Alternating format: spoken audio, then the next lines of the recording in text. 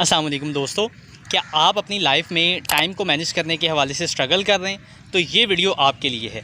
इस वीडियो में मैं आपको एक ऐसी टेक्निक बताऊंगा जिसको फॉलो करके आप अपनी ज़िंदगी में टाइम को प्रॉपर्ली मैनेज कर सकेंगे। उस टेक्निक का नाम है Pomodoro technique. Pomodoro technique basically ये है कि आपने सबसे पहले जब भी आपने कोई काम स्टार्ट करना है तो अपने सेल फ़ोन को साइड पे रख देना है और 25 मिनट का अलार्म लगा देना है। 25 मिनट्स आपने काम करना है, उसके बाद आपने 5 मिनट ब्रेक लेनी है। उस ब्रेक में आप वॉक करें, जो भी करना चाहे कर सकते हैं। फिर आपने 25 मिनट काम करना है, फिर 5 मिनट की ब्रेक लेनी, फिर 25 मिनट काम करना है, फिर 5 मिनट की ब्रेक लेनी है। इसी तरीके से आपने 4 सेशन लेने 25-25 मिनट के। जब आपके ये 4 सेशन कंप्लीट हो जाएँ तो उसके बाद आप एक लॉन्ग ब्रेक ले सकते हैं जो कि 15 से 20 मिनट की हो सकती है।